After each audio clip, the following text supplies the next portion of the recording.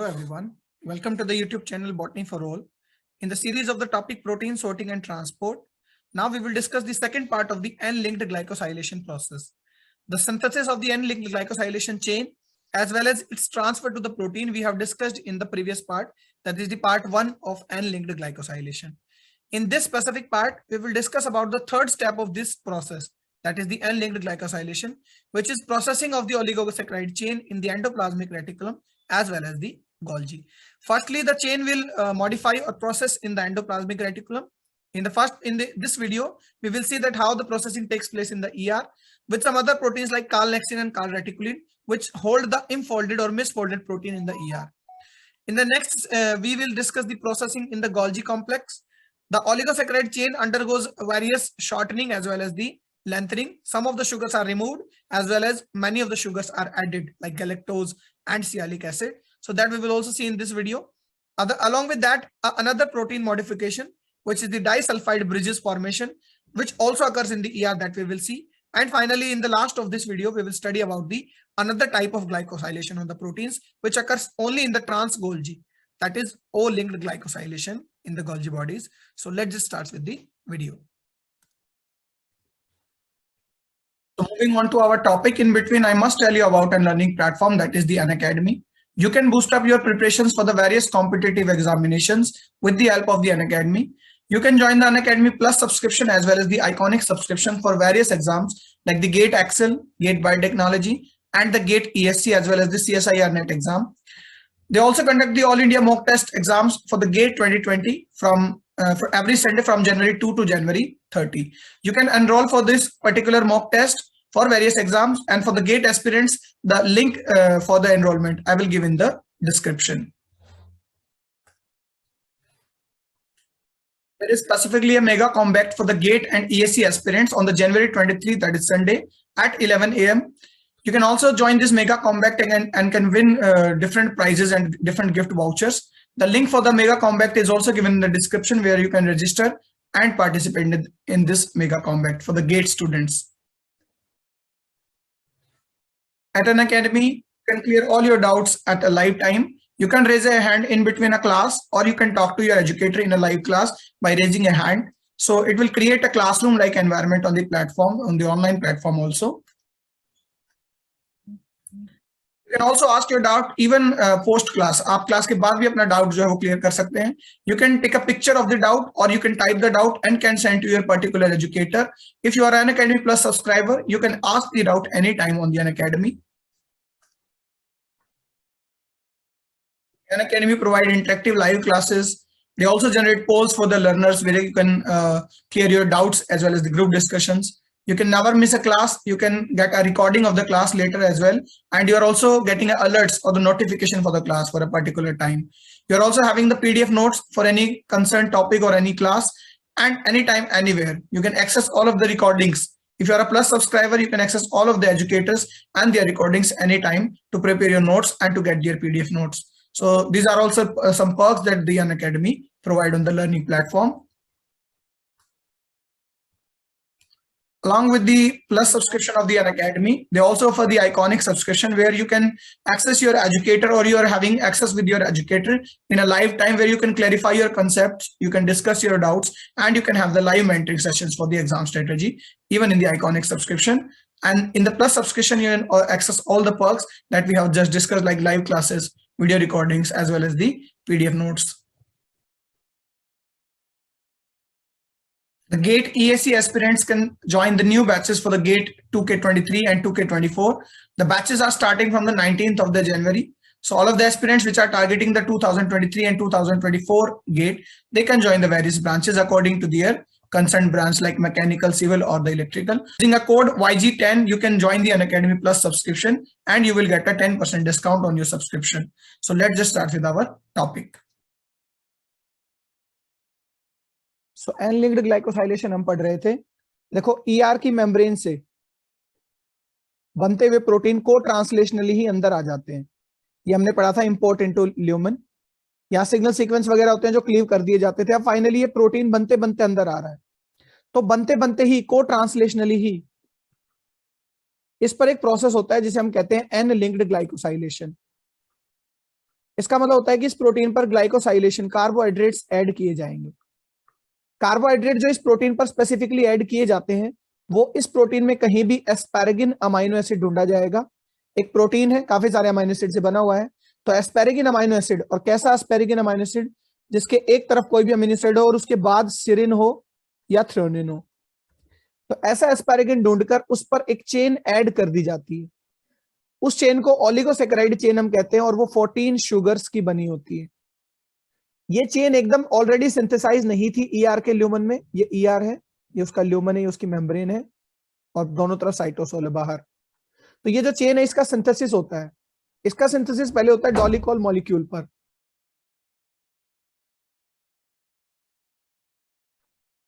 तो ये 14 sugars long जो चेन है ये सबसे पहले सिंथेसाइज होती है। ईआर की मेम्ब्रेन में एक मॉलिक्यूल होता है डॉलिकॉल, ये केवल मैं रिवाइज कर रहा हूं। डॉलिकॉल पर एक एक करके 7 शुगर्स अटैच होती हैं। प्रीवियस वीडियो में देखेंगे 2 एन-एसिटाइल ग्लूकोसामाइन है, 5 मैनोज है। फिर ये एकदम से फ्लिप कर जाता है। साइटोसोल साइड से वो शुगर आ रहे थे और सारे शुगर न्यूक्लियोटाइड से बाइंडेड आते थे, यूडीपी से।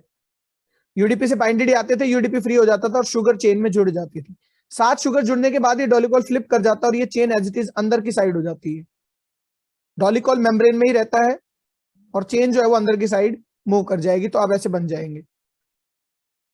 फिर बची हुई 7 शुगर, टोटल 14 आनी थी, 14 शुगर, जिसमें 2 N acetyl glucosamine, total 9 mannose और टोटल 3 ग्लूकोज। ऐसे करके 2 + 9 + 3 14 शुगर्स आने थे। तो बचे हुए 7 शुगर एक एक करके जाएंगे। अभी मैनोज कितने हैं? 7 में से 5 ही मैनोज हैं, तो मैनोज टोटल 9 होने चाहिए। फिर एक मैनोज को एक नया डॉलिकॉल एक्सेप्ट करेगा, यहां से वो फ्लिप कर जाएगा, उसको अंदर दे देगा। ऐसे करके पूरी चेन 14 शुगर्स लॉन्ग चेन। और ये लीनियर भी नहीं होती, एक्चुअली में ये ऐसे अरेंज होती है कि ये मान लीजिए डॉलिकॉल है, तो डॉलिकॉल पर पहले 2 पायरोफॉस्फेट होते हैं, ये कंसेप्ट हम डिस्कस कर चुके हैं। फिर पहली शुगर होती है एन एसिटाइल ग्लूकोसा अमाइन, फिर दूसरी भी एन एसिटाइल ग्लूकोसा अमाइन। फिर होता है मैनोज, पहला मैनोज। मैनोज टोटल 9 होने हैं। मैनोज के बाद ब्रांचिंग होती है। ब्रांचिंग होने के बाद क्या है, एक मैनोज इधर और एक मैनोज इधर, तो टोटल मैनोज हो गए 3। फिर इस वाले मैनोज पर 4 मैनोज और होते हैं, लाइक दिस 1 और 2। इस पर भी 2 और होते हैं, 1 और 2, तो टोटल 4 हो गए। तो 4 + 1 5 6 7, और इस मैनोज पर 2 और होते हैं लीनियरली, मैनोज और मैनोज। ऐसे टोटल 9 मैनोज हैं। फिर इसी चेन पर, लीनियर चेन पर आकर 3 ग्लूकोज जुड़ते हैं, ग्लूकोज, ग्लूकोज और ग्लूकोज। तो ये था synthesis of chain at the dolichol, ये हम पढ़ चुके हैं। ये भी कोड ट्रांसलेशन साथ साथ होता है जैसे जैसे प्रोटीन बन रहा है। फिर transfer of chain at the protein. अब क्या होगा कि इस चेन को उठाकर, इतनी बड़ी चेन को उठाकर एज इट इज अंदर डॉलिकॉल में से प्रोटीन पर अटैच करना है। और कौन सा प्रोटीन? जो अभी बन रहा है। तो प्रोटीन पर स्पेसिफिकली ये अटैच होती थी एस्पैरागिन अमाइनो एसिड के साइड चेन के नाइट्रोजन पर। तो नाइट्रोजन के कारण ही इसे एन लिंक्ड ग्लाइकोसाइलेशन कहते हैं, कि जो ग्लाइकोसाइल चेन है वो नाइट्रोजन पर लिंक है। अब डॉलिकॉल से यहां से ये चेन हटा दी जाएगी और इसको एज इट इज उठाकर प्रोटीन पर, एस्पैरागिन पर लगा दिया जाएगा। ठीक है, तो ये कहलाता था transfer of chain at the transfer of chain at the protein, ये वाला स्टेप। बेसिकली इसको जो ट्रांसफर करने का काम करेगा वो करेगा ग्लाइकोसाइल ट्रांसफरेज,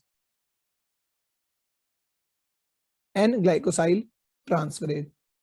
तो ये एक इंपॉर्टेंट एंजाइम है, एन ग्लाइकोसाइल ट्रांसफरेज, जो डॉलिकॉल से इस चेन को हटाकर प्रोटीन पर लिंक कर देगा। ये दोनों स्टेप ईआर में ही होते हैं। चेन बनती भी ईआर में है, साइटोसोल की तरफ से बनना शुरू होकर फ्लिप होकर पूरी अंदर बनती है, और ट्रांसफर जो होता है ये भी ईआर में ही होता है। यहां तक हम प्रीवियस वीडियो में पढ़ चुके हैं। ये एंजाइम जो इसको ट्रांसफर करता है इसको हम ओलिगोसैकेराइड ट्रांसफरेज भी कहते हैं, क्योंकि ओलिगोसैकेराइड चेन है पूरी, कोई एक शुगर नहीं है। तो इसको ओलिगोसैकेराइड ट्रांसफरेज या एन ओलिगोसैकेराइड ट्रांसफरेज या एन ग्लाइकोसाइड ट्रांसफरेज भी हम कह सकते हैं। अब फर्दर क्या होगी? प्रोसेसिंग होगी चेन की। अब चेन जो 14 शुगर्स लॉन्ग बन चुकी, उसकी फर्दर प्रोसेसिंग होगी। प्रोसेसिंग 2 जगह पे होती है, ईआर में भी और गोल्जी में भी। ऊपर के दोनों प्रोसेस केवल ईआर में हो रहे थे, प्रोसेसिंग ईआर में भी होती है और गोल्जी में भी होती है। प्रोसेसिंग करने का मतलब ये जो 14 शुगर्स हैं इनमें से कुछ शुगर्स को क्लीव किया जाएगा यानी काटा जाएगा और कुछ शुगर्स न्यू ऐड किए जाएंगे। तो न्यू ऐड करना या पुराने क्लीव करना ये कहलाता है प्रोसेसिंग। प्रोसेसिंग का माइनर सा पार्ट ईआर में होगा और मेजर प्रोसेसिंग गोल्जी में होगी। ईआर के अंदर गोल्जी कैसे आ जाएगी? ईआर में गोल्जी नहीं आएगी। ईआर के ल्यूमन से ये प्रोटीन आगे ट्रांसपोर्ट होता है। हम प्रोटीन सॉर्टिंग पढ़ रहे हैं, आप जानते हो, ईआर से लेकर गोल्जी तक प्रोटीन जाना, ये वेसिकल्स फॉर्म में जाते हैं। वट एवर भी द प्रोटीन, जो इसके अंदर प्रोटीन रहा उसको पैक करता है ईआर। ये सब हम डिटेल में आने वाले वीडियोस में पढ़ेंगे। पैकिंग होती है, उसे हम वेसिकल्स कहते हैं। वेसिकल जाकर पहुंचता है गोल्जी में। तो इस वेसिकल के अंदर ये जो प्रोटीन है, अगर ये ऐसा प्रोटीन है जिसके साथ ये एन लिंक्ड ग्लाइकोसाइलेशन चेन है, तो ये हमारे गोल्जी में पहुंचेगा। गोल्जी में पहुंचने के बाद गोल्जी फिर इस चेन पर कुछ प्रोसेसिंग करेगा। तो पहले हम देखते हैं कि ईआर में क्या प्रोसेसिंग होती है, देन वी विल सी कि गोल्जी में कौन कौन सी प्रोसेसिंग होगी। रियल 14 शुगर चेन जो है उसमें 2 एन एसिटाइल ग्लूकोसामाइन, 9 मैनोज और 3 ग्लूकोज है अभी तक, जब तक वो ट्रांसफर हुई है। इन 14 शुगर्स में से हमेशा 2 एन एसिटाइल ग्लूकोसामाइन और 9 में से केवल 3 मैनोज कभी भी नहीं हटेंगे। बाकी सब डायनामिक है, ग्लूकोज हट जाएंगे तीनों, बचे हुए 6 मैनोज भी हट जाएंगे, कुछ और नए शुगर्स भी आ जाएंगे, लेकिन 14 में से 2 NAG N acetyl glucosamine sugar और 3 मैनोज शुगर ये कभी भी नहीं हटती। इसे हम कंजर्व्ड सीक्वेंस कहते हैं या कंजर्व्ड शुगर्स कहते हैं। तो एक प्रोटीन जिसके एन टर्मिनल, जिसके एन एस्पार्गिन के एन साइड पर एक ग्लाइकोसाइलेटेड चेन है, उसके 5 शुगर तो अटैच रहेंगे हमेशा। उसके अलावा कुछ ऐड हो सकता है, कुछ रिमूव हो सकता है, जो प्रोसेसिंग कहलाती है। तो हम सबसे पहले देखेंगे ईआर में कैसे प्रोसेसिंग होती है। तो देखिए ये अपना ईआर है, प्रोटीन बनते बनते आ रहा है, साथ ही साथ को ट्रांसलेशन से ये एन टर्मिनल है एस्पार्गिन पर सबसे पहले। अब पायरोफॉस्फेट हट चुका, क्योंकि ये डॉलिकोल नहीं है, डॉलिकोल था तब तक पीपी थे, तो डायरेक्ट यहां पर है एन एसिटाइल ग्लूकोसामाइन। तो ब्राउन कलर लेते हैं, ये है 2। उसके बाद है एक मैनोज, ये एक मैनोज है और 8 मैनोज है टोटल, तो यहां से ब्रांचिंग होगी। इस वाली ब्रांच पर फिर फर्दर ब्रांचिंग होगी, 5 इस तरह से, फिर ये 6th वन, 2 3 4 5 6 7 8 9, इस तरह से 9 मैनोज है और इस पर 3 ग्लूकोज है।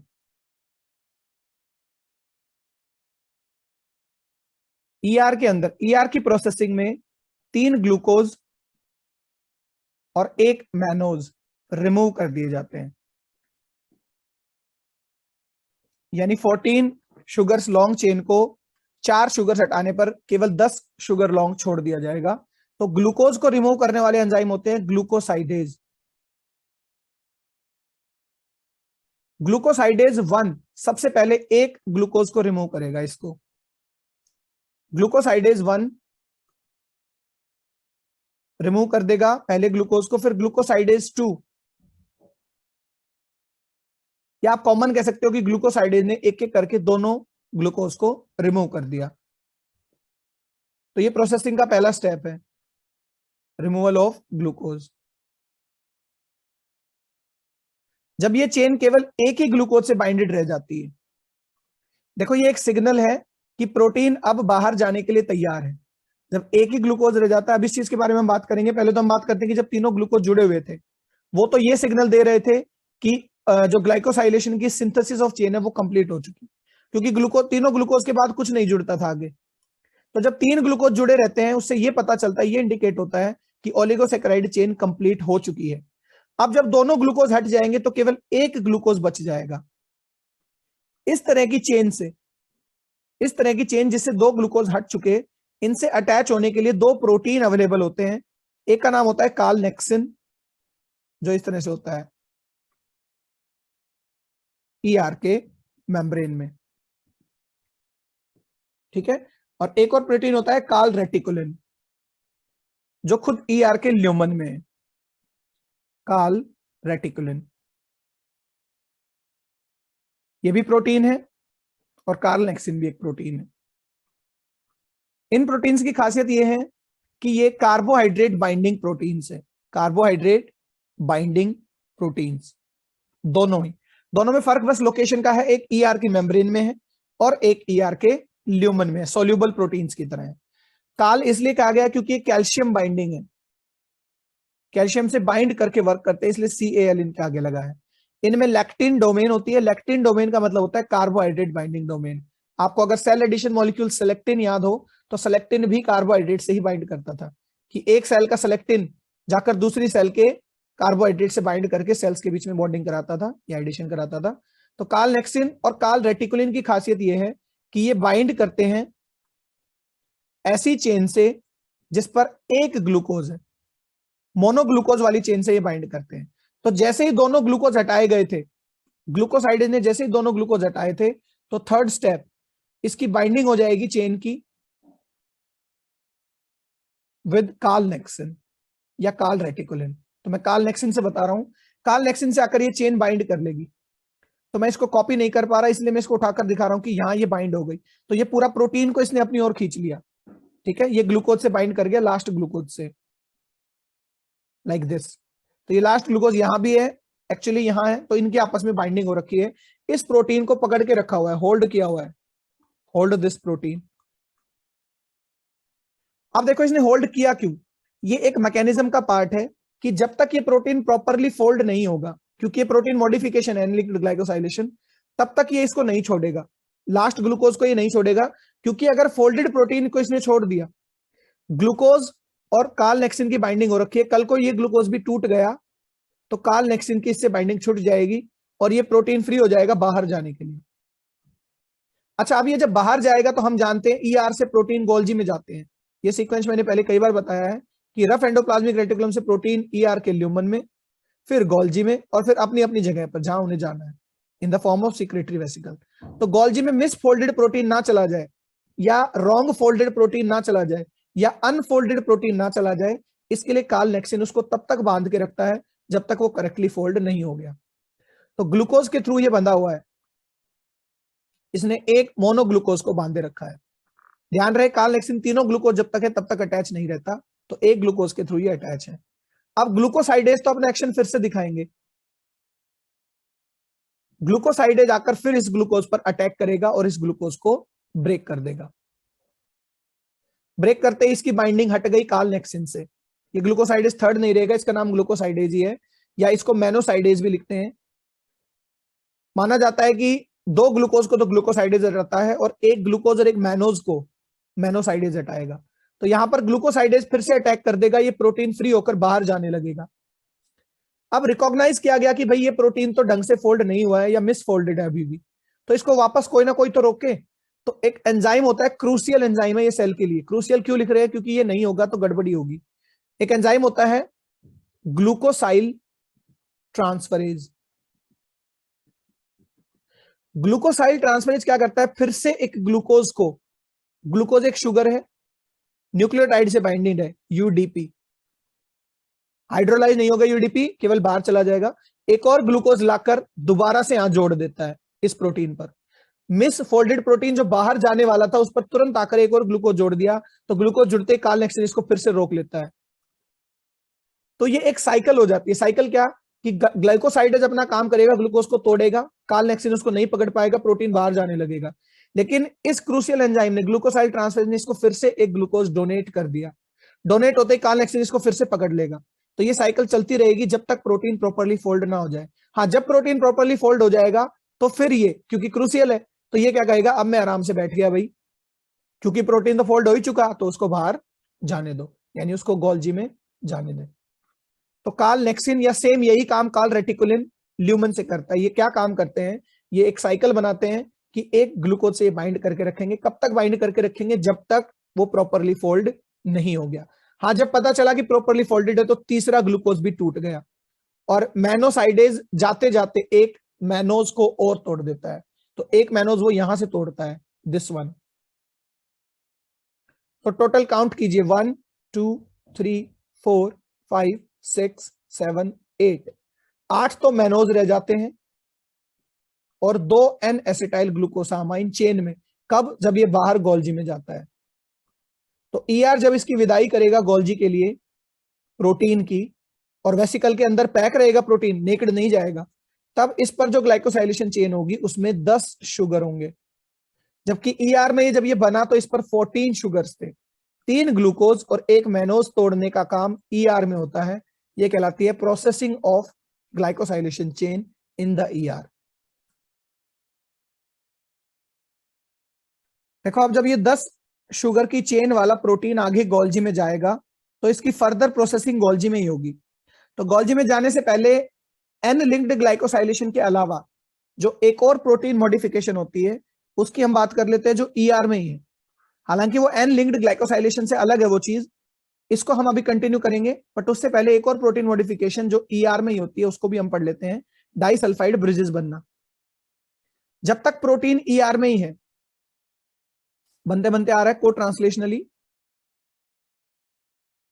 तो उस पर एन लिंक्ड ग्लाइकोसाइलेशन के अलावा यानी ये ओलिगोसैकेराइड चेन जुड़ने के अलावा एक और प्रोटीन मॉडिफिकेशन होती है जिसे हम कहते हैं फॉर्मेशन ऑफ डाइसल्फाइड बॉन्ड्स।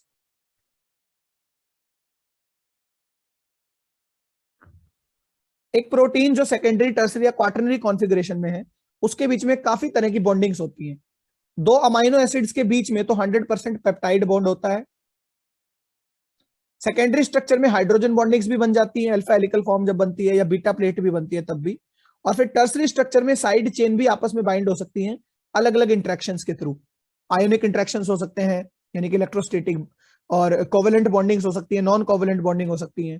तो डाइसल्फाइड बॉन्ड जो है ये भी फॉर्म हो सकते हैं। डाइसल्फाइड बॉन्ड कैसे बनता है कि किसी एक अमाइनो एसिड का cysteine, specifically cysteine amino acid की साइड चेन में जो सल्फर है, सिस्टीन तो खुद अमाइनो एसिड है, वो दूसरे किसी सिस्टीन की साइड चेन के सल्फर से बॉन्ड हो सकता है आपस में। प्रोटीन्स जो कहीं भी पाए जाएं, चाहे वो किसी ऑर्गेनली में हो, ये तो ईआर है, ईआर के बाहर साइटोसोल है, चाहे तो प्रोटीन जो फ्री साइटोसोल में है, चाहे माइटोकॉन्ड्रिया में है या प्लाज्मा मेम्ब्रेन में है, उन सभी प्रोटीन्स में डाइसल्फाइड ब्रिजेस बाद में नहीं बन सकते। बाद में इसलिए नहीं बन सकते क्योंकि साइटोसोल का जो पीएच, नॉट पीएच, साइटोसोल जो उसके अंदर बहुत सारी रेडॉक्स रिएक्शंस हो रहे हैं जिसके कारण रिड्यूसिंग एनवायरनमेंट है उसका। रिड्यूसिंग एनवायरनमेंट क्या करता है कि इसको H2 प्रोवाइड करता रहेगा। ये कोई प्रोटीन है, इस पर मान लीजिए ये सिस्टीन है, ये भी सिस्टीन है, तो इनको हाइड्रोजन मिले रहेंगे और आपस में बाइंड नहीं करेंगे, ठीक है। लेकिन ईआर के ल्यूमन में ही इस प्रोटीन को बनना है और ये कहीं टारगेट होना है, तो जब ये अपने अर्लियर डेज में था यानी ईआर के ल्यूमन में था, उसी दौरान इसमें डाइसल्फाइड ब्रिजेस बनते हैं। यानी एक सिस्टीन और दूसरे सिस्टीन के बीच में इस तरह से बॉन्डिंग होती है, ये H2 पेयर जो है ये रिमूव हो जाएगा। तो यहां रिड्यूसिंग एनवायरनमेंट नहीं है ईआर के ल्यूमन में, इसलिए डाइसल्फाइड ब्रिजेस बनने का काम ईआर के ल्यूमन में हो जाता है। तो वो सभी प्रोटीन्स जिनमें इस तरह की स्पेसिफिक बॉन्डिंग पाई जाती है, फॉर एग्जाम्पल लेमिनिन, आपको अगर याद हो लेमिनिन या फाइब्रोनेक्टिन, उन दोनों प्रोटीन्स में डाइसल्फाइड ब्रिजेस थे। तो ये प्रोटीन वैसे तो सेल के बाहर के प्रोटीन है, ये एक्स्ट्रा सेलुलर मैट्रिक्स में होते हैं, लेकिन ये बनकर तो कभी ना कभी सेल से ही गए थे। तो इनके जो ये डाइसल्फाइड बॉन्डेज थे ना, जो बॉन्ड थे, वो ईआर के ल्यूमन में ही बन गए थे। तो जिन जिन प्रोटीन्स में डाइसल्फाइड ब्रिजेस प्रेजेंट होते हैं वो वाली मॉडिफिकेशन ईआर के ल्यूमन में ही हो जाती है, क्योंकि बाहर जाने के बाद उस पर डाइसल्फाइड ब्रिजेस जो है वो नहीं बन सकते। एक एंजाइम होता है PDI, protein disulphide isomerase. Protein disulphide isomerase जो है सिंथेसिस कराता है डाइसल्फाइड बॉन्ड की ईआर ल्यूमन के अंदर ही। तो केवल वो प्रोटीन जो ईआर के ल्यूमन में है या तो परमानेंट या वो सेल के एक्सोप्लाज्मिक फेस पर है बाहर की तरफ, जैसे फाइब्रोनेक्टिन, जैसे लेमिनिन, उन्हीं में आपको डाइसल्फाइड बॉन्ड देखने को मिलेंगे। क्योंकि ईआर ने, देखो इनमें बाहर वालों में क्यों है, क्योंकि ईआर ने बनाकर बाहर भेज दिया वो प्रोटीन, तो बाहर साइटोसोल का जो एनवायरनमेंट है वैसा नहीं, यानी नॉन रिड्यूसिंग एनवायरनमेंट है, तो वहां ये रह सकते हैं कायम, या ये ईआर के अंदर कायम रह सकते हैं। जैसे ये प्रोटीन साइटोसोल में जाएगा तो इनके डाइसल्फाइड ब्रिजेस फिर से ब्रेक हो जाएंगे। तो कभी भी साइटोसोल में और उन प्रोटीन्स में जो फ्री राइबोसोम से बनकर ऑर्गेनेली में गए, क्योंकि वो फ्री राइबोसोम से बनकर गए हैं तो वो भी डाइसल्फाइड बॉन्ड नहीं बना सकते। तो ऑर्गेनेलीज के प्रोटीन और साइटोसोल के प्रोटीन में आपको डाइसल्फाइड ब्रिजेस देखने को नहीं मिलेंगे। केवल 2 तरह के प्रोटीन जो ईआर के ल्यूमन में रहेंगे परमानेंट, जिन्हें कहीं नहीं जाना, और वो जो सेल के बाहर वाले सरफेस पर हैं उनमें डाइसल्फाइड ब्रिजेस देखने को मिल सकते हैं। और सिंथेसिस जो करता है वो करता है प्रोटीन डाइसल्फाइड आइसोमरेज, पीडीआई एक एंजाइम है। तो ये भी एक प्रोटीन मॉडिफिकेशन है, केवल रेयरली कुछ ही प्रोटीन्स की होगी। लगभग 50 to 60% प्रोटीन पर एन लिंक्ड ग्लाइकोसाइलेशन होता है, बचे हुए 40% प्रोटीन पर एन लिंक्ड ग्लाइकोसाइलेशन भी नहीं होगा, और हार्डली 1 और 2% प्रोटीन्स पर जो ईआर से बनकर आ रहे हैं उन पर जो है डाइसल्फाइड ब्रिजेस की फॉर्मेशन होती है। तो ये दो प्रोटीन मॉडिफिकेशन है जो ईआर के अंदर होते हैं, एक तो एन लिंक्ड ग्लाइकोसाइलेशन, ये भी को ट्रांसलेशनल है, और दूसरा डाइसल्फाइड ब्रिजेस बनना। ये ब्रिजेस जो बनते हैं ये को ट्रांसलेशनली भी बन सकते हैं और मोस्टली पोस्ट ट्रांसलेशनली भी बनते हैं।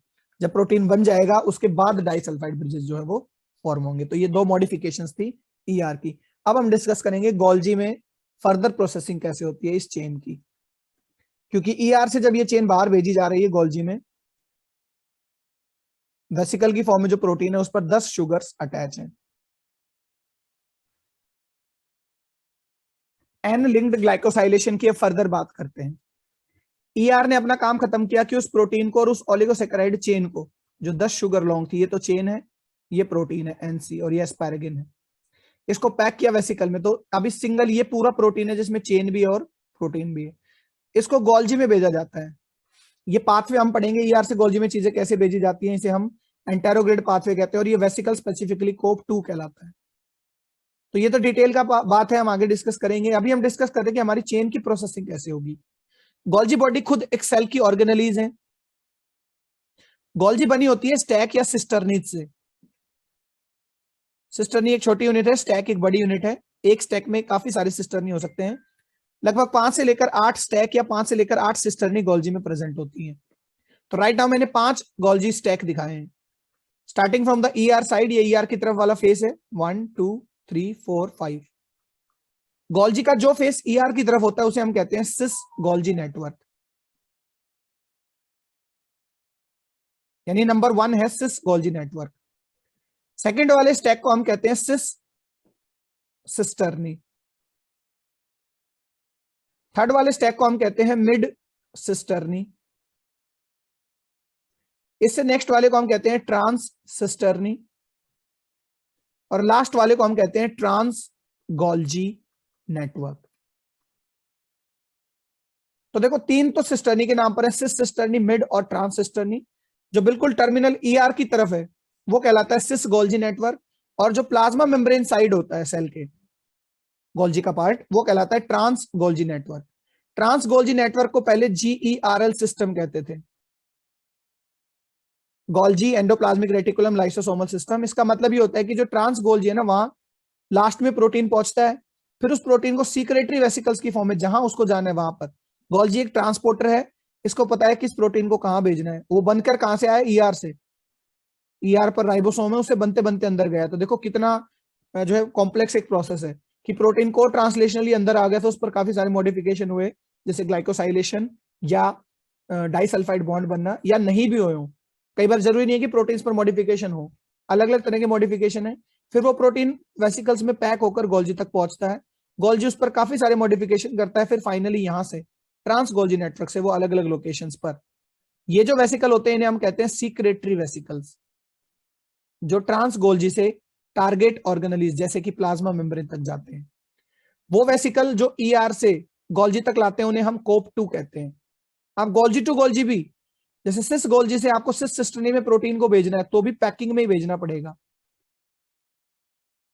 तो ये बीच में जो पैकिंग होती है इस पैकिंग को हम कहते हैं कोप 1, कोट प्रोटीन 1। और ईआर से गोल्जी में जो आती है वो होती है कोट प्रोटीन 2। ऑल्दो ये डिटेल में हम करने वाले हैं डिस्कस।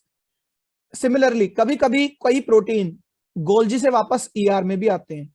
ईआर का कोई खुद का प्रोटीन था, उसने भेज दिया गोल्जी को, गोल्जी ने याद दिलाया कि भाई ईआर ये तो आप ही का प्रोटीन है, तो गोल्जी भी वापस उस प्रोटीन को वेसिकल फॉर्म में ही भेजेगा, यानी पैक करके ही भेजेगा।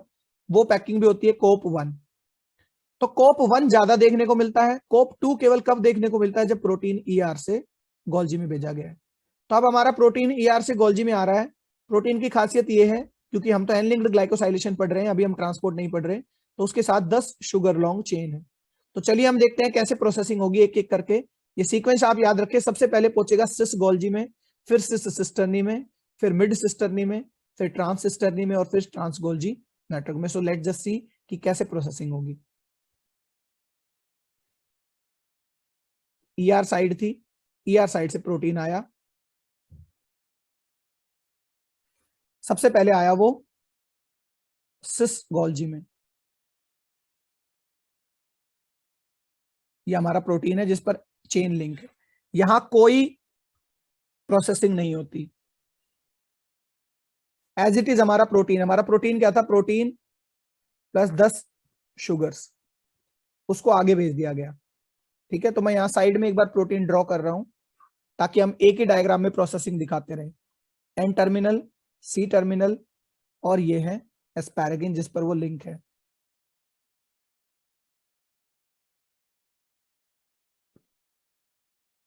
तो ये हम डिस्कस कर रहे थे कि अब गोल्जी में प्रोसेसिंग कैसे होगी उस प्रोटीन की जो एन लिंक्ड ग्लाइकोसाइड है, यानी जिस पर ओलिगोसैकेराइड चेन लिंक है।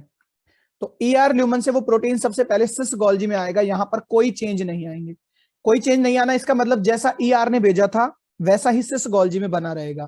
तो देखो सिस गोल्जी में कैसा बना रहेगा, दो तो उस पर एन एसिटाइल ग्लूकोसामाइन ऊपर इंडिकेशन है, देख सकते हो। ठीक है, मैनोज टोटल 9 नहीं है, अब 8 मैनोज है, ध्यान रहे, क्योंकि एक मैनोज ईआर में हट गया था और तीनों ग्लूकोज हट चुके थे तो ग्लूकोज भी नहीं होंगे। तो यहां देखो कैसा दिखता है, एक मैनोज, फिर इस मैनोज की ब्रांचिंग है, एक इस तरफ ब्रांचिंग है और एक इस तरफ ब्रांचिंग है, 3 मैनोज। फिर इस ब्रांचिंग से फर्दर 2 ब्रांचिंग है इस वाली से, और उन पर एक एक मैनोज और है, और इस पर टोटल अभी एक ही मैनोज बचा है। 1 2 3 4 5 6 7 8 ऐसे 8 मैनोज है। अगर आपको याद हो तो ऐसे ही ये टोटल 10 हो गए, दो तो एन एसिटाइल ग्लूकोसामाइन और 8 मैनोज। ये वाली यूनिट ईआर से आती थी, कोई चेंज नहीं आया तो सिस गोल्जी में यही रहेगी। यहां तक क्लियर है? जैसे ये प्रोटीन सिस गोल्जी से सिस सिस्टर्नी में आएगा, यानी यहां पर आएगा, तो सिस सिस्टर्नी में आते हैं 2 मेजर चेंजेस। क्या चेंजेस आते हैं, एक तो इस पे एन एसिटाइल ग्लूकोसामाइन यूनिट जो है वो ऐड करी जाएगी। ठीक है, सबसे पहले सॉरी इसमें क्लीवेज किया जाएगा, वो भी मैनोसाइडेज का। तो मैं यहां लिख देता हूं सेकंड स्टेप में कि 3 मैनोसाइडेज या 3 मैनोज क्लीव किए जाएंगे, रिमूव करे जाएंगे। रिमूव करने के लिए एंजाइम है मैनोसाइडेज। ये काम हो रहा है सिस सिस्टर्नी में। तो अब मैं डायग्राम में दिखाऊंगा ये चीज। 3 मैनोज रिमूव करे जाएंगे, कहां रिमूव करे जाएंगे, सिस सिस्टर्नी में से रिमूव करे जाएंगे। तो 3 मैनोज हटते ही ये चेन अलग तरह से दिखाई देगी। तो देखिए 3 मैनोज हम रिमूव कर रहे हैं, एक यहां से और 2 यहां से, 1 2 3 4 5। तो इस चेन में 3 मैनोसाइडेज क्लीव होते हैं सिस सिस्टर्नी में। अभी प्रोटीन किस फॉर्म में आ गया, ये आ गया टोटल 2 एन एसिटाइल ग्लूकोसामाइन बच गए और 5 मैनोज बच गए। फिर इस पर और नए N acetyl glucosamine unit add किए जाएंगे सिस सिस्टर्नी में। तो जो सिस सिस्टर्नी है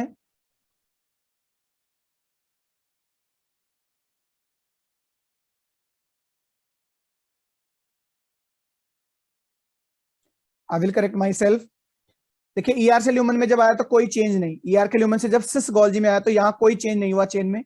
सिस गोल्जी से जब सिस सिस्टर्नी में पहुंचा तो यहाँ केवल एक ही चेंज होता है, और वो एक चेंज है कि मैनोसाइडेज एंजाइम 3 बार काम करके 3 मैनोज को क्लीव कर देगा। तो ये जो 3 मैनोज क्लीव हो गए, उसके बाद टोटल 5 ही मैनोज बच गए और 2 एन एसिटाइल ग्लूकोसामाइन बच गए। तो इस फॉर्म की जो ये ओलिगोसैकेराइड फॉर्म है जिसमें मैनोज का नंबर बहुत ज्यादा है, इस फॉर्म को हम कहते हैं हाई मैनोज फॉर्म। तो ओलिगोसैकेराइड चेन जो सिस सिस्टर्नी है, सिस गोल्जी है, इसमें पहुंचने के बाद, सिस सिस्टर्नी में पहुंचने के बाद कहलाती है हाई मैनोज। सिस गोल्जी में तो कुछ भी नहीं हुआ था, सिस सिस्टर्नी में 3 मैनोसाइडेज या 3 मैनोज रिमूव कर दिए गए। इसके बाद ओलिगोसैकेराइड चेन कहलाती है हाई मैनोज फॉर्म, और ये एज इट इज ट्रांसफर हो जाएगी मिड सिस्टर्नी में, यानी अब आगे जो काम होगा वो मिड सिस्टर्नी में होगा। तो देखते हैं मिड सिस्टर्नी में क्या होगा। थर्ड स्टेप, अब यहां पर क्या होगा, यहां पर चेन इस तरह से पहुंची है, जिसमें 3 जो है मेनोसाइडेज ऑलरेडी क्लीव किए जा चुके हैं। यहां पर टोटल 3 सब पार्ट्स में काम होंगे। सबसे पहले एक एन एसिटाइल ग्लूकोसा अमाइन को ऐड किया जाएगा। एडिशन होगा एन एसिटाइल ग्लूकोसा अमाइन का। एंजाइम जो इसको लेकर आएंगे वो कहलाएंगे ग्लूकोसा अमाइन ट्रांसफरेज या N acetyl glucosamine transferase. देखिए जब भी कोई शुगर आएगी, कोई भी शुगर आए, वो यूडीपी से बाउंडेड आती है हमेशा। ये हमने सिंथेसिस में भी पढ़ा था। यूडीपी हाइड्रोलाइज नहीं होता, यूडीपी फ्री हो जाता है और ये जो शुगर है ये बाइंड हो जाती है उस चेन में। तो यहां भी एक enzyme N acetyl glucosamine transferase ये लेकर आएगा उस शुगर को। एन एसिटाइल ग्लूकोसा अमाइन को हम ब्राउन से दिखा रहे हैं और इस मैनोज से लाकर जोड़ देगा। इस मैनोज पर आकर उसका जो है उसको एडिशन कर दिया गया। तो ये पहला स्टेप है जो मिड सिस्टर्नी में हो रहा है। अब यहां पर तो एक काम +1 NAG ऐड किया गया।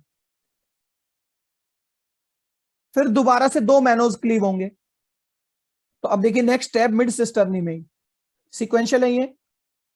2 मैनोज रिमूव किए जाएंगे और ये काम मिड सिस्टर्नी में ही होगा, यानी यहां पर। अब मैनोज को रिमूव करने के लिए एंजाइम होता है मैनोसाइडेज। पहले ही 5 मैनोज बचे थे, अब 2 और क्लीव कर दिए गए। तो ये क्लीव कर दिया गया 1 और 2। अब हमारी चेन और छोटी हो गई। जो रियल चेन हम 14 शुगर्स की लेकर चले थे, 4 तो ER ने ही हटा दिए थे और टोटल 5 मैनोज और हट चुके अब तक गोल्जी में आने के बाद। तो कुछ इस तरह की हमारी चेन दिखाई देगी जिसमें केवल 2 एन-एसिटाइल ग्लूकोसामाइन और 3 मैनोज बच जाएंगे और एक रहेगा एक्स्ट्रा एन-एसिटाइल ग्लूकोसामाइन जो अभी अभी अटैच हुआ है, गोल्जी ने अटैच किया है। टोटल 14 यूनिट्स में से जब ओरिजिनल था तो 2 एन-एसिटाइल ग्लूकोसामाइन थे, 9 मैनोज थे और 3 ग्लूकोज थे। तो 14 में से 2 + 9 + 3 केवल 5 जो होते हैं वो हमेशा कंजर्व्ड होते हैं। ये बात शायद मैंने आपको बताई भी थी। तो वो जो 5 कंजर्व्ड है वो ये हैं, 2 एन-एसिटाइल ग्लूकोसामाइन और 3 मैनोज। ओलिगोसैकेराइड चेन से ये कभी भी नहीं हटेंगे। ये तीनों मैनोज और ये लास्ट के 2 एन-एसिटाइल ग्लूकोसामाइन ये हमेशा अटैच रहेंगे। बाकी सारे देखो इसका साथ छोड़ गए, यानी बाकी सारे डायनेमिक थे। मैनोज ने भी धीरे धीरे करके साथ छोड़ा। ग्लूकोज तो ऑलरेडी ER में ही साथ छोड़ चुका था इस चेन का। तो ये जो 5 कंजर्व्ड सीक्वेंस है लास्ट के, ये कभी भी चेंज नहीं होते, इन पर कोई फर्क नहीं पड़ता। अब मिड सिस्टर्नी में ही एक काम और होगा। मिड सिस्टर्नी में फिर से 2 NAG ऐड किए जाएंगे। तो थर्ड स्टेप जो मिड सिस्टर्नी में ही होता है इस पर, C, 2 एन-एसिटाइल ग्लूकोसा अमाइन शुगर्स और ऐड किए जाएंगे। तो एंजाइम अगेन वही रहेगा, एन-एसिटाइल ग्लूकोसा अमाइन ट्रांसफरेज। सबस्ट्रेट के अकॉर्डिंग आप ट्रांसफरेज लिख सकते हो। 2 आएंगे तो दोनों यूडीपी से बाइंड आएंगे। एक एन-एसिटाइल ग्लूकोसा अमाइन आया, यूडीपी फ्री हुआ और ये जाकर चेन में अटैच हो गया। तो चलिए दोनों अटैच होते हुए दिखाता हूं, 1 और 2। तो टोटल मिड सिस्टर्नी में आप देख सकते हो पहला सब स्टेप भी और थर्ड सब स्टेप भी, टोटल 3 एन-एसिटाइल ग्लूकोसा अमाइन और ऐड कर दिए गए हैं। तो इस तरह से जो हमारी चेन दिखाई देगी। हमने ये जो ऐड किए ये लीनियर नहीं, ये इस तरह से ऐड होते हैं चेन में इस वाले मैनोज से, एक एन-एसिटाइल ग्लूकोसामाइन इधर और एक इधर, ताकि ब्रांचिंग हो सके, ज्यादा से ज्यादा लीनियर ना बने। इसलिए ये वाले जो 2 ऐड हुए हैं ये मैनोज रेजिड्यू पर ऐड होते हैं इस तरह से। फाइनली अब चेन ऐसी दिखाई देगी। इस तरह की चेन कहलाती है हाइब्रिड ओलिगोसैकेराइड चेन। जब इसमें मैनोज ज्यादा थे तो ये कहलाती थी हाई मैनोज। सिस गोल्जी में, सिस में नहीं सॉरी, इसमें, क्योंकि इसमें कोई चेंज नहीं आते थे, हाई मैनोज। उसको हम सिस गोल्जी में भी हाई मैनोज कह सकते थे क्योंकि उस दौरान तो इसमें 8 मैनोज थे।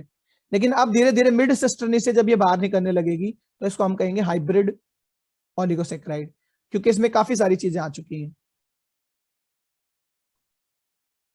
अब आगे डिस्कस करते हैं, मिड सिस्टर्नी से ऐसा बाहर निकलेगा प्रोटीन, प्रोटीन और उस पर कितने 1 2 3 4 5 6 7 और 8 शुगर्स अटैच हैं, जिसमें 2 एन-एसिटाइल ग्लूकोसामाइन, 3 मैनोज और फिर से 3 एन-एसिटाइल ग्लूकोसा अमाइन है। फाइनली पहुंचेगा ये ट्रांस सिस्टर्नी में। ट्रांस सिस्टर्नी, ट्रांस सिस्टर्नी में भी इस पर काफी सारे चेंजेस आएंगे। तो यहां मैं चेंजेस दिखा दूं, एक तो 2 NAG ऐड किए गए, फिर 2 मैनोसाइडेज रिमूव किए गए, और फिर 2 एन-एसिटाइल ग्लूकोसामाइन ऐड किए गए। वहां 2 नहीं, वहां 1 किए थे तो वहां 1 लिख रहा हूं मैं। मिड सिस्टर्नी में 1 एन-एसिटाइल ग्लूकोसामाइन ऐड किया गया था, 2 मैनोज रिमूव किए गए थे और फिर 2 एन-एसिटाइल ग्लूकोसामाइन ऐड किए गए। अब ये पहुंचा ट्रांस सिस्टर्नी में। ट्रांस सिस्टर्नी में भी इस पर टोटल 2 काम होते हैं, 3 गैलेक्टोज ऐड होते हैं। गैलेक्टोज ऐड करने का काम करेगा एंजाइम गैलेक्टोसाइल ट्रांसफरेज। एक एक करके 3 गैलेक्टोज, अब गैलेक्टोज भी एक मोनोसेकेराइड शुगर है, मानो ये गैलेक्टोज है, इस पर यूडीपी है, यूडीपी आया बाहर चला गया और इसको चेन में ऐड कर दिया, तो तीनों बार तीनों गैलेक्टोज ऐसे ही ऐड होंगे। चलिए ऐड करते हैं गैलेक्टोज उसी चेन में जो हमारी चेन बनी हुई है, और कहां से बनकर आई थी, मिड सिस्टर्नी से बनकर आई थी।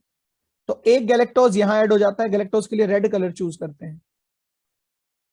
अब ये ग्लूकोज या ग्लूकोसामाइन नहीं है, ये गैलेक्टोज है, तो एक गैलेक्टोज यहां ऐड हो गया, एक गैलेक्टोज यहां ऐड हो गया और एक गैलेक्टोज यहां ऐड हो गया, ऐसे करके टोटल 3 गैलेक्टोज ऐड कर दिए गए हैं। ऐसा होता है ट्रांस सिस्टर्नी में। ट्रांस सिस्टर्नी में ही एक और काम होता है, एक और शुगर ऐड करी जाएगी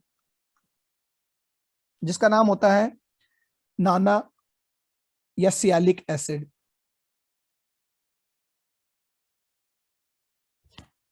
ये भी एक शुगर है जो ऐड की गई है, कहां पर, गैलेक्टोज के साथ ऐड की जाएगी।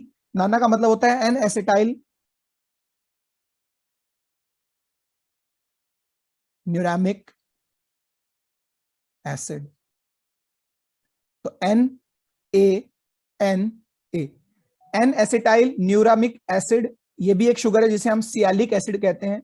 एंजाइम रहेगा सियालाइल ट्रांसफरेज। जैसा सबस्ट्रेट उसी के अकॉर्डिंग नाम रख सकते हो।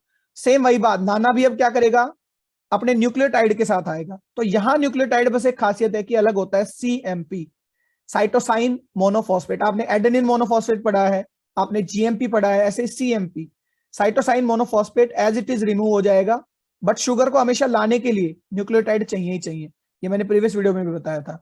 तो एक एक करके 3 NaNA यूनिट आएंगे, दिखाता हूं अभी मैं ये 1 बाई 1। सियालिक एसिड के लिए कलर चूज कर रहा हूं मैं जो है येलो या ऑरेंज, सियालिक एसिड या नाना।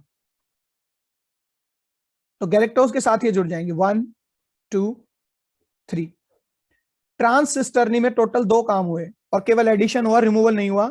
3 गैलेक्टोज जुड़े और 3 ही NaNA N acetyl neuraminic acid जुड़े।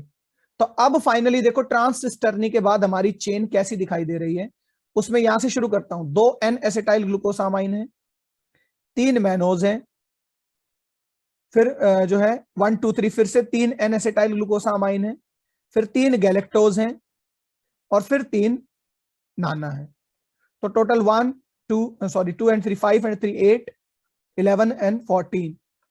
दोबारा से 14 शुगर की ये चेन प्रोटीन पर लिंक हो गई पूरी। लेकिन इस बार ये 14 शुगर्स वो नहीं है जो ER से आई थी। ER से तो पहली बार 10 ही शुगर आई थी, तो जो ER में 14 शुगर बनी थी इस पर, ये वो नहीं है। कितना ज्यादा प्रोसेसिंग हुआ, और वो भी गोल्जी में। देखिए ER ने तो सिंपली 10 शुगर वाली फॉर्म भेज दी थी। सबसे पहले वो 10 शुगर वाली फॉर्म जब सिस सिस्टर्नी में पहुंची तो उसके 3 मैनोज तोड़ दिए गए, ठीक है। फिर 3 मैनोज तोड़ने के बाद एक एन एसिटाइल ग्लूकोसामाइन ऐड किया गया, सिस सिस्टर्नी में ये काम हुआ। फिर सिस सिस्टर्नी से मिड सिस्टर्नी में 3 काम हुए, एक NAG ऐड किया गया, फिर 2 मैनोज रिमूव किए गए और फिर से 2 NAG ऐड किए गए। फिर वो पहुंचा ट्रांस सिस्टर्नी में जहां पर 3 गैलेक्टोज ऐड किए गए और 3 ही N acetyl neuraminic acid add किए गए। तो फाइनली ऐसे करके चेन प्रोसेसिंग होती है ट्रांस सिस्टर्नी तक।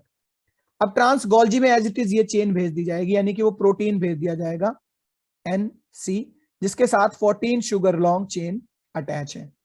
इस वाली चेन को हम कहते हैं कॉम्प्लेक्स ओलिगोसेकेराइड चेन।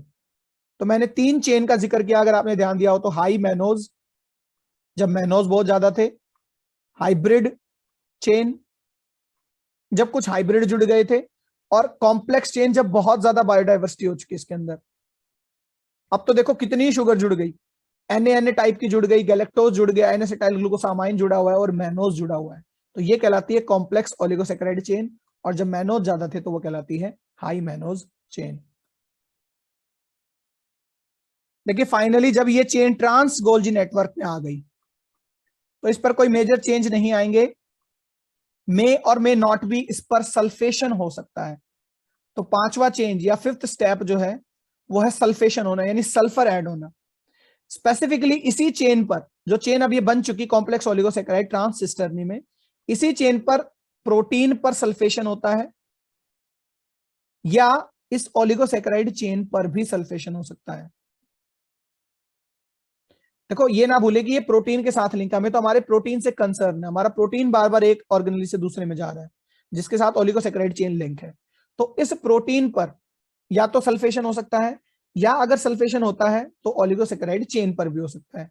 अगर प्रोटीन पर सल्फेशन होगा तो कहीं टायरोसिन अमाइनो एसिड ढूंढा जाएगा। प्रोटीन है, बहुत सारे अमाइनो एसिड से बना है, तो जहां कहीं टायरोसिन अमाइनो एसिड उसको मिल जाएगा वहां जाकर सल्फर ऐड होगा। एक चीज, अगर वो ओलिगोसैकेराइड चेन में कहीं बाइंड होता है तो वो यूजुअली गैलेक्टोज पर, ठीक है, या वो एन एसिटाइल ग्लूकोसा अमाइन पर जाकर सल्फर बाइंड हो सकता है। तो ये कहलाता है सल्फेशन। अब इस ओलिगोसैकेराइड चेन में ना तो कोई शुगर तोड़ी जा रही है, फाइनली ये 14 शुगर होने के बाद, ना कोई ऐड की जा रही है ट्रांस गोल्जी नेटवर्क में, लेकिन इसका सल्फेशन किया जा सकता है। वो भी प्रोबेबिलिटीज है हो या ना हो। तो सल्फेशन एक मेजर मॉडिफिकेशन है जो ट्रांस गोल्जी नेटवर्क करता है, सल्फेशन। इसके अलावा वो नहीं करेगा कुछ भी। सल्फेशन कॉमन है, अगर किसी प्रोटीन को आगे जाना है और उस पर मॉडिफिकेशन कर रहा है टीजीएन, तो वो लाइसोसोम्स वाले पर भी कर सकता है, प्लाज्मा मेम्ब्रेन पर भी कर सकता है, और भी डिफरेंट ऑर्गेनेल्स के प्रोटीन जो गोल्जी भेजेगा उनकी चेन में वो सल्फेशन करके आगे भेज सकता है। लेकिन पर्टिकुलरली लाइसोसोम के जो प्रोटीन होते हैं, अब गोल्जी को वो प्रोटीन जो लाइसोसोम में भेजने हैं उनमें कुछ और तरह की मॉडिफिकेशंस भी होती हैं और वो ट्रांस गोल्जी नेटवर्क में ही होती हैं। तो वो हम पढ़ेंगे जब हम लाइसोसोम का ट्रांसपोर्ट पढ़ेंगे specifically. Otherwise N linked glycosylation में यही मेजर प्रोसेसिंग होती है। एक प्रोसेसिंग जो ईआर में होती थी, टू बी रिकॉल, मैं याद दिला दूं, उसमें 3 ग्लूकोज और 1 मैनोज हट जाता था। 10 शुगर लॉन्ग चेन गोल्जी में पहुंचती थी, जहां उस पर हम ये सीक्वेंशियली देख ही सकते हैं कि सिस गोल्जी में कोई चेंज नहीं। फिर जो फाइनल सिस सिस्टर्नी है उसके अंदर 3 मैनोज क्लीव किए जाते हैं। फिर मिड सिस्टर्नी में और 3 काम होते हैं, यानी और नए एडिशन होंगे, रिमूवल होंगे। फिर ट्रांस गोल्जी में गैलेक्टोज और नाना ऐड होते हैं, और फिर फाइनली ट्रांस गोल्जी नेटवर्क में जब ये चेन पहुंचती है तो वहां पर इसका सल्फेशन होता है। तो ये मेजर चेंजेस हैं जो गोल्जी बॉडी करता है। इसे हम कहेंगे processing in the Golgi of the N linked glycosylation.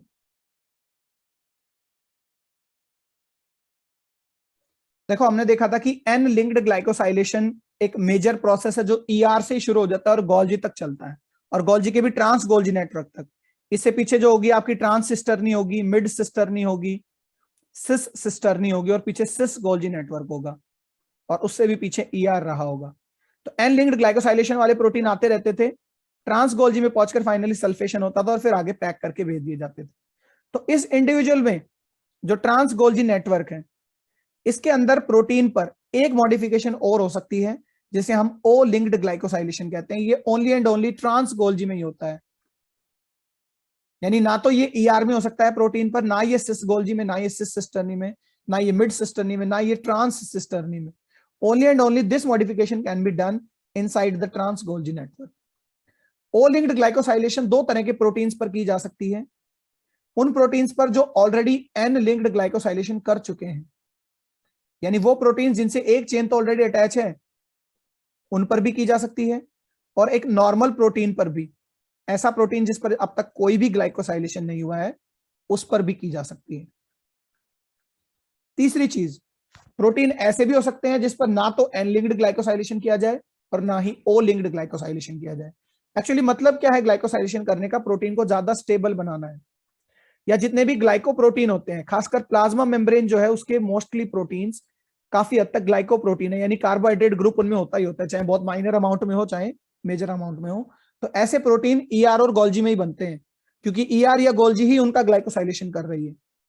वो प्रोटीन्स जिनमें नहीं रहता कार्बोहाइड्रेट ग्रुप पहुंचने के बाद, तो उनको भी स्टेबल बनाए रखने के लिए ग्लाइकोसाइलेशन करे जाते हैं, या डिफरेंट फंक्शंस को परफॉर्म कराने के लिए ग्लाइकोसाइलेशन करे जाते हैं। अगेन आई एम रिपीटिंग, सभी प्रोटीन्स जो ईआर से बनते हैं, जरूरी नहीं सबका ही ग्लाइकोसाइलेशन हो, लेकिन जिनका होता है अप्रोक्सीमेटली 50% प्रोटीन्स का होता है, तो वो हमने डिस्कस करा कैसे होता है। दूसरी तरह का ग्लाइकोसाइलेशन है ओ लिंक्ड ग्लाइकोसाइलेशन। ये एन लिंक्ड ग्लाइकोसाइलेशन वाले प्रोटीन पर भी हो सकता है जिस पर ऑलरेडी लिंक था एन एक चेन, और ये एक नॉर्मल प्रोटीन पर जिस पर नहीं है लिंक उस पर भी हो सकती है। तो ओ का मतलब क्या है ये हम समझते हैं। ये कोई प्रोटीन है ट्रांस गोल्जी नेटवर्क में, मैं वो केस ले रहा हूं जिसमें एन वाला नहीं है ऑलरेडी लिंक। तो इसमें एक स्पेसिफिक अमाइनो एसिड ढूंढे जाएंगे, या तो सेरिन या थ्रेओनिन। अगर आपको याद हो एन लिंक्ड ग्लाइकोसाइलेशन वाली चेन केवल और केवल एस्पारगिन पर लिंक करती थी। सिमिलरली जो ओ लिंक्ड ग्लाइकोसाइलेशन है वो सेरिन या थ्रेओनिन अमाइनो एसिड पर ही हो सकता है। उनकी साइड चेन में, सेरिन या थ्रेओनिन की साइड चेन में OH होता है, हाइड्रोक्सिल ग्रुप। ध्यान रहे हर एक अमाइनो एसिड में हाइड्रोक्सिल ग्रुप है लेकिन कार्बोक्सिलिक ग्रुप की फॉर्म में, लाइक दिस। ये कोई भी अमाइनो एसिड हो सकता है, एनी जनरल अमाइनो एसिड। तो ये हाइड्रोक्सिल ग्रुप नहीं, साइड चेन में जो हाइड्रोक्सिल ग्रुप है उसके ऑक्सीजन से आकर अगर शुगर चेन बाइंड करे तो वो कहलाता है ओ लिंक्ड ग्लाइकोसाइलेशन। जैसे एस्पैरागिन के नाइट्रोजन से बाइंड होता था एन लिंक्ड, तो ओ लिंक्ड का मतलब कोई भी स्पेसिफिक अमाइनो एसिड सेरिन या थ्रेओनिन में से। तो मानो सेरिन पर उसके हाइड्रोक्सिल ग्रुप के ऑक्सीजन पर आकर एक और शुगर चेन, पहली शुगर, दूसरी शुगर, तीसरी शुगर, चौथी शुगर, ये एक 4 शुगर की चेन है। केवल और केवल ट्रांस गोल्जी में याद रहे, ER में या पीछे गोल्जी में कहीं नहीं। ये आकर अगर यहां ऐड हो गई तो ये कहलाता है ओ लिंक्ड ग्लाइकोसाइलेशन। तो बहुत सिंपल सा मतलब है, सेरिन या थ्रेओनिन के साइड चेन के हाइड्रोक्सिल ग्रुप के ऑक्सीजन से आकर जब शुगर्स बाइंड करने लगे 1 by 1 तो वो कहलाएगा ओ लिंक्ड ग्लाइकोसाइलेशन, और केवल गोल्जी में देखने को मिलता है। एक एक्सेप्शन है, सभी प्रोटीन्स चाहे इस पर ऑलरेडी चेन क्यों ना लिंक होती, हो सकता है इस पर एनलिंक्ड चेन भी लिंक होती, तब भी सेरिन थ्रेओनिन पर आकर 4 शुगर नए ऐड हो जाते। मैंने दोनों केस बताए हैं। ओ लिंक्ड ग्लाइकोसाइलेशन ऑलरेडी जिस पर एनलिंक्ड ग्लाइकोसाइलेशन रखा है उस पर भी हो सकता है, लाइक दिस, या ऐसे प्रोटीन पर भी हो सकता है जिस पर एनलिंक्ड ग्लाइकोसाइलेशन नहीं हो रखा था। एक एक्सेप्शन है, कोलेगन एक प्रोटीन होता है, आप जानते हैं कोलेगन प्रोटीन फाइनली सेल में बाहर जाकर एस्टेब्लिश होता है ECM एक्स्ट्रा सेलुलर मैट्रिक्स में। तो कोलेगन जब इसमें था गोल्जी में, तो कोलेगन पर अगर ओ लिंक्ड ग्लाइकोसाइलेशन हुआ होगा तो वो सेरिन थ्योरिन पर नहीं होता, वो एक्सेप्शनली होता है हाइड्रोक्सी प्रोलिन पर या हाइड्रोक्सी लाइसिन पर। तो ओ लिंक्ड ग्लाइकोसाइलेशन की site always and always serine या थ्रेओनिन ही होती है, लेकिन कोलेगन प्रोटीन में, कोलेगन के बारे में आप अच्छी तरह से जानते ही, इसे हमें पढ़ा है, उसमें जो ओ लिंक्ड ग्लाइकोसाइलेशन है वो हाइड्रोक्सी प्रोलिन के OH ग्रुप या हाइड्रोक्सी लाइसिन के OH ग्रुप पर होता है। तो ये एक बस एक्सेप्शन है। तो चलिए एक्सेप्शन की अब हम बात नहीं करेंगे, अब मैं शुगर्स बताता हूं, शुगर्स कौन कौन सी आकर अटैच होती हैं। तो सबसे पहले जो शुगर आकर अटैच होती है, और अटैच कहां होगी, सेरिन या थ्रेओनिन के OH ग्रुप पर। तो जो पहली शुगर आती है वो आती है N acetyl galactosamine, not glucosamine. Usually N acetyl galactosamine आएगी तो एंजाइम क्या हो जाएगा, N acetyl galactosamine transferase. Same वही मैकेनिज्म, न्यूक्लियोटाइड बाइंड करके लाएंगे, यूडीपी से बाइंडेड वो फॉर्म आएगी और यहाँ ऐड हो जाएगी। दूसरी जो आती है वो यूजुअली गैलेक्टोज आती है। तीसरी जो आती है वो यूजुअली Na आती है। और फिर सिमिलरली वेरियस अलग अलग तरह की शुगर आकर यहाँ अटैच हो सकते हैं। तो 4 से लेकर 10 शुगर लॉन्ग, इसमें फिक्स नहीं है कि 14 ओलिगोसैकेराइड चेन नहीं बनेगी, 4 से लेकर 10 चेन लॉन्ग या शुगर लॉन्ग चेन यहाँ पर आकर अटैच हो सकती है। ये कहलाता है O linked glycosylation. So summarizing the things within the 2 minutes, we can say this is a cell, this is its nucleus, this is the endoplasmic reticulum, this is the lumen of endoplasmic reticulum, these are the proteins synthesizing on the ribosomes, they are entering into the lumen, lumen में वो आ रहे हैं, यहीं पर देखो क्या हो रहा है, एन लिंक्ड ग्लाइकोसाइलेशन स्टार्ट हो गया बनते बनते ही डाइसल्फाइड ब्रिजेस बन सकते हैं और बनने के बाद भी बन सकते हैं प्रोटीन के। फिर ER इसको भेज देता है गोल्जी की तरफ, गोल्जी का भी सिस फेस पहले इस प्रोटीन को भेजता है वेसिकल्स की फॉर्म में, COP2 कोटेड वेसिकल्स। फिर सिस से आगे COP1 वेसिकल्स आगे आगे भेजते रहेंगे, इधर होगी trans Golgi network plasma membrane की तरफ। ट्रांस गोल्जी नेटवर्क तक आते आते एन लिंक्ड ग्लाइकोसाइलेशन काफी सारे स्टेप से गुजर चुका होगा जो हमने देखे थे। ट्रांस गोल्जी में केवल सल्फेशन किया जाएगा, ट्रांस गोल्जी में ही ओ लिंक्ड ग्लाइकोसाइलेशन किया जा सकता है। और फाइनली यहां से प्रोटीन को विदाई दे दी जाती है। ये वेसिकल होते हैं सीक्रेटरी वेसिकल्स। तो अब हम आने वाले लेक्चर्स में ये पढ़ेंगे कि ईआर एंडोप्लाज्मिक रेटिकुलम कैसे गोल्जी को वेसिकल्स बना के प्रोटीन भेजती है। तो वो वेसिकल जो ईआर से गोल्जी में चीजों को भेजते हैं वो कहलाते हैं कोप2 कोटेड प्रोटीन 2 वेसिकल्स। केवल एक प्रोटीन नहीं है, बहुत कॉम्प्लेक्स मैकेनिज्म है इसका भी, कई तरह के प्रोटीन इसको मदद करेंगे। फिर सिमिलरली गोल्जी टू गोल्जी, अब एक गोल्जी दूसरी गोल्जी को स्टैक भी तो प्रोटीन वेसिकल फॉर्म में भेजे, तो वो होते हैं कोप1 Golgi to Golgi coated protein 1। और कभी कभी ऐसा भी होता है कि गोल्जी वापस ईआर को प्रोटीन भेजती है। ईआर से तो गोल्जी में आने ही आने हैं, ईआर के प्रोटीन गोल्जी वापस जब ईआर को देता है तो तब भी कोप1 ही होता है। तो अपकमिंग लेक्चर्स में हम यही डिस्कस करेंगे कि कैसे वेसिकल्स फॉर्म होते हैं, क्या टारगेट सीक्वेंस होते हैं, कैसे जो ये रेगुलेशन होगा आगे की सीक्रेटरी वेसिकल बने, कोप1 बने, कोप2 बने या वेसिकल्स बने। This we will study in the next lecture.